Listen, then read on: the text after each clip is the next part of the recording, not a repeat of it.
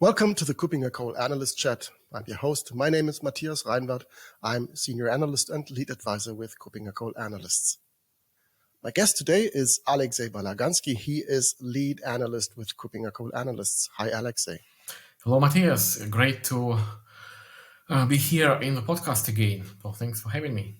Great to have you. And we want to talk about a topic that is getting more and more attention. And we want to talk about data-centric security. Right. To start out with that, can you give me, please, a quick definition? What is data-centric security? That's actually not as easy as it might sound, because data-centric security is just as elusive a buzzword, just like, for example, zero trust. Because originally data-centric security was just a concept, a vague theoretical idea, which emerged almost 10 years ago and was introduced by one American scientist, Rich Mogul.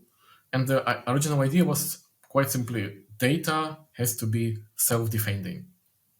Sounds crazy, sounds intriguing, probably doesn't work in reality, but that was kind of the original idea, which then evolved into a set of rules and concepts and like architectural patterns, if you will, which we will discuss today. But basically, the original idea that imagine what would it be if your data could protect itself? It would be such it will be so easier and faster for analysts to shift their focus from the infrastructure protection, which we mostly do nowadays, because we have so many different types of infrastructure now. Like 20 years ago, your typical application would just have a database in the backend and probably a client in the front end. Nowadays, you have clouds, you have Kubernetes, you have databases still, microservices, APIs, mobile networks, and so on and so forth. So you just have too much infrastructure, and if you focus on trying to monitor and protect each one of those separately, you just don't have enough resources. So would it be great to go back to basics and only focus on data protection? Right, and when you say, so on the one hand, you mentioned data does not protect itself. So this idea did not work, as you said. We don't want to protect any infrastructure. So what are the typical approaches when it comes to implementing data-centric security by protecting what you really want to protect, which is data? So what are the approaches to look at? Is it database security?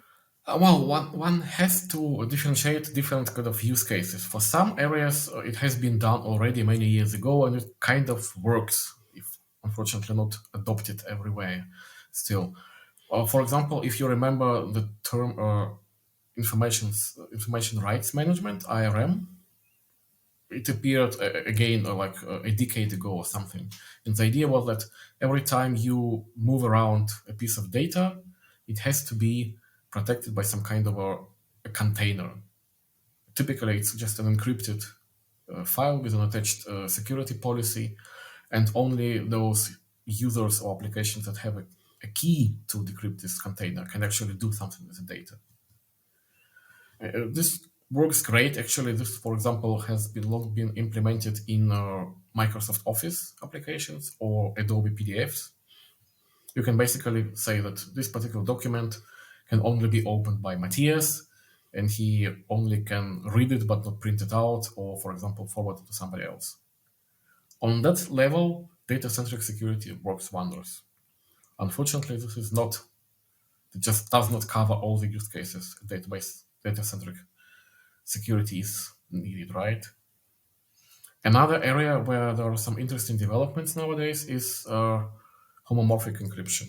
We have actually discussed this topic in an earlier Analyst Chat episode, but basically the idea that your data is always encrypted, and even if you want to perform an operation on it, for example, sum all the transaction amounts over the last month, for example, or find an average in a block of data, you perform it directly on encrypted data.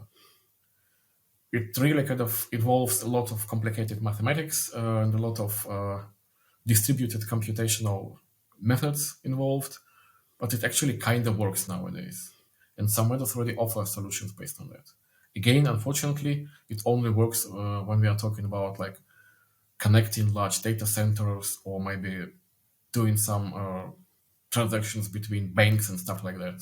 It would never work on your mobile phone, for example, or on the microservice level. So yes, for all those remaining use cases, we have to find some kind of a balance of doing some kind of data-centric security with the limited technical opportunities we have. You've mentioned that already. We have different platforms where data needs to be protected. So you mentioned from cloud, from databases, on premises, anywhere in between.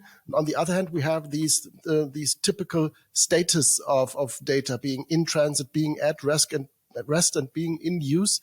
So there are lots of options to protect data during its life cycle. So how can we choose the right and the proper solution? I think it's just also more than one category, more than one market segment to look at. What need people do when they really want to move towards data-centric security for their individual use cases? Where to start? Where to look? Well, first of all, you're absolutely right pointing out that data never rests, actually. It's always in transition, it always moves, it always changes.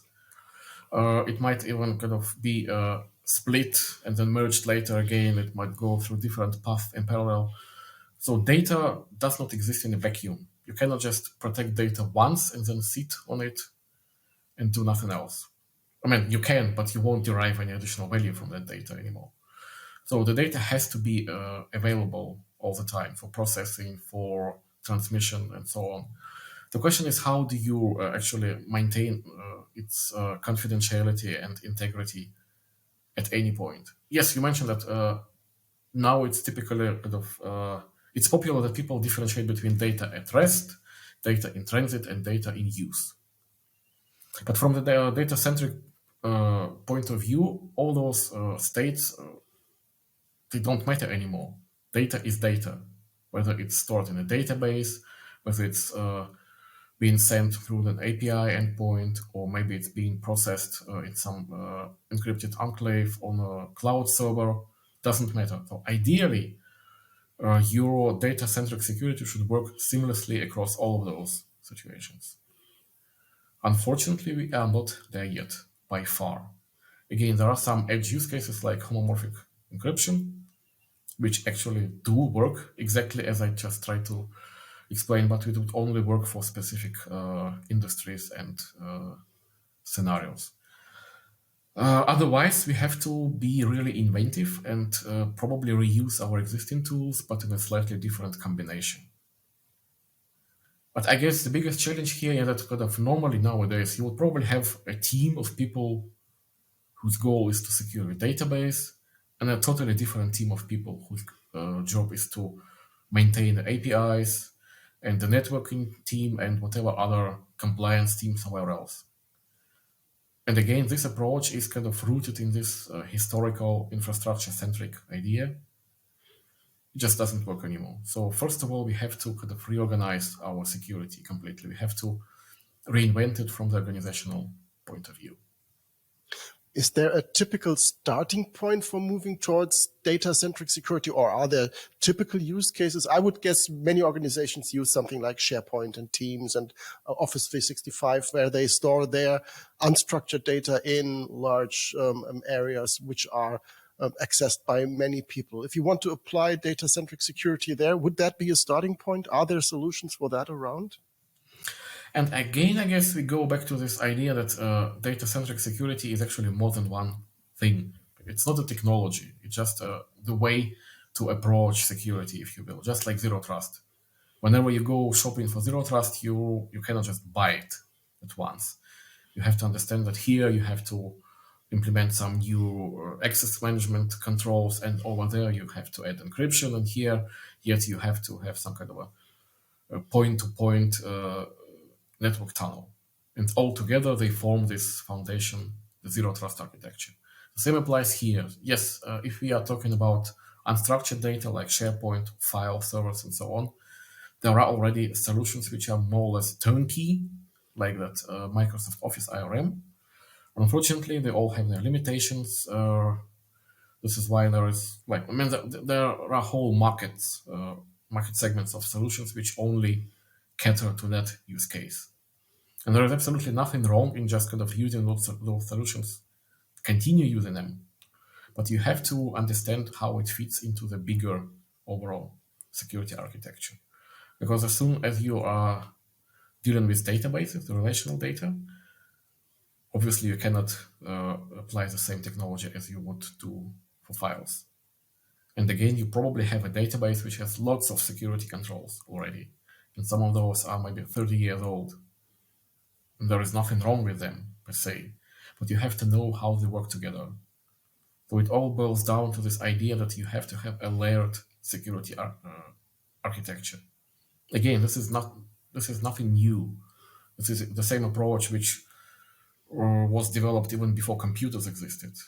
Kind of defense in depth, it actually comes from medieval war theory, but it still applies nowadays as well. You just have to know that those layers of defense have to talk to each other.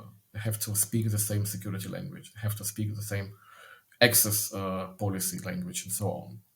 If you can achieve it, basically you would have data-centric security without any magic technology. The question is, how do you do that? Right. Usually at that end of an episode, we recommend looking at the research that we have. But from what you've said up until now, I assume there will be no such thing as a leadership compass data-centric security, but there will be focusing leadership compass documents on individual areas which might play a role in that area. Am I right? There will not be a data-centric security leadership compass? Yes, I guess this is, again, kind of a limitation of our approach towards market analysis, because when you start looking at the market segment, it's usually already something which is established where you have competing vendors and so on. So yes, we absolutely have a leadership compass on database security, for example. And we have one on API security.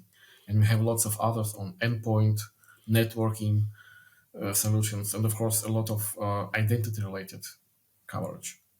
The problem is that all of those separately won't give you the big picture. And unfortunately, there are very few vendors which already kind of starting to think in that direction. But I would say there are quite a few. And even if only, for example, you would focus on securing your data through a quote-unquote application chain. Like if you only say, I have this complicated infrastructure which maintains my modern microservice-based cloud-native whatever applications. So you already have like 5 to 10 different points where you would have to implement your layered security. You can find a vendor which would offer you a more or less complete solution from one hand. I'm not sure if we are supposed to name those vendors in this podcast, but you can definitely talk to us and we will give you all the necessary guidance. Right. And when we have these limitations, as you've mentioned, as we are looking at market segments, not at concepts, when we're doing this leadership compass, I really want to recommend your white paper that you did that actually is entitled Why Your Organization Needs Data-Centric Security, which gives a deeper insight into what we've discussed in just a few minutes here, which gives a bigger picture and a more strategic and more global approach towards data-centric security. So this is highly recommended, and I really would like those who are interested to go to our website and just pick up that white paper, which is freely available, I assume, and that can be accessed there as well. So a white paper by you, Alexei, about data-centric security. Yes, thanks for mentioning that. But again, kind of be prepared that after reading such high-level theoretical publications, you'll probably end up with more questions than answers. But that's okay, because those will be the right questions. You could be able to directly ask a vendor, for example. So get ready to kind of rethink your overall approach to cybersecurity. But again, that's okay. That would be the right change. Right, and really focusing on what needs to be protected instead of protecting infrastructure after infrastructure after infrastructure. Right. I think that is really a good way to move forward to really protect what's worth protecting. Yeah, after all, I mean, they say that data is the new oil now, or data is more precious than gold. I would even add it's now more precious than printer ink if you measure it by weight. But yeah, this is absolutely what you have to focus on. Like, ideally, your data has to remain secure and safe, even if all of your infrastructures fail. This should be your ultimate goal of cybersecurity, not the other way around. Right. Great final words for this episode. Thank you very much, Alexei, for joining me. Thank you for raising that topic and for pointing out that there needs to be some more work to be done to get closer to an approach for data-centric security. For the time being, I'm looking very much forward to having another episode with you again about these topics as well. For the time being, thank you very much, Alexei, and have a great day. Thank you, Matthias. Goodbye. Bye-bye.